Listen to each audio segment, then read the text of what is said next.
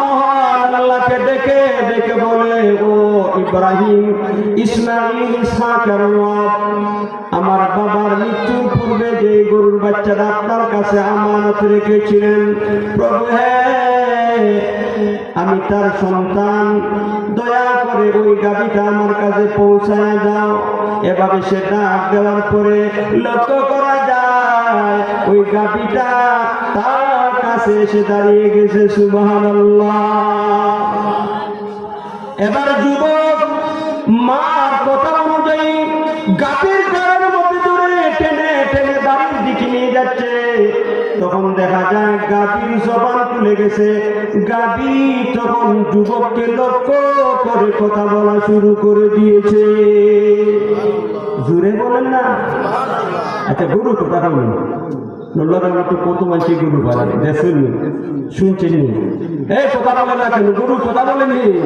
আচ্ছা, আল্লাহ যদি বলাইতে চায়, আল্লাহ যদি ক্ষমতা দেয়, তাহলে বলতে পারে কি পারে না? হাত কথা বলে না, কিন্তু কিয়ামতের দিন হাত কথা বলবে। পা কথা বলে না, কিন্তু কিয়ামতের দিন পা কথা বলবে। আল্লাহ কুরআন সূরা ইয়াসিনের মধ্যে বলছেন, আল-ইয়াওমা নাখতিমু আলা আফওয়াহিহিম ওয়া তুকাল্লিমুনা আইদিহিম ওয়া তাশহাদু আরজুলুহুম বিমা কানু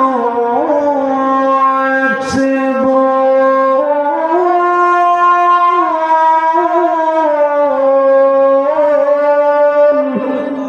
আল্লাহু আকবার বলেন। আল্লাহ বলেন সূরা ইয়াসিনের আয়াত, যারা সূরা ইয়াসিন পড়েন এই আয়াত আছে। আল্লাহ বলেন, আল ইয়াওমা নাখতিমু আলা আফওয়াহিহিম। বেঈমান, কাফের, মুশরিক, পাপিষ্ঠের দলেরা আল্লাহর আদালতের আসামি কাজ করা দ্বারা মিথ্যা কথা বলবে। আল্লাহর কাছে বলবে আল্লাহ পাপ করলে। নাউযুবিল্লাহ বলেন। আল্লাহ বলবেন যে তোমার আমলনামার মধ্যে এই পাপ আইয়ে কইতে, ও ফেরেশতারা দুশমনি করে লিখে দিয়েছে। নাউযুবিল্লাহ বলেন। ও ফেরেশতারা দুশমনি করে আমার আমলনামার মধ্যে গুনাহ লেখছে, আমি একটা গুনাহ করছি। আল্লাহ বলবেন ঠিক আছে, তোমার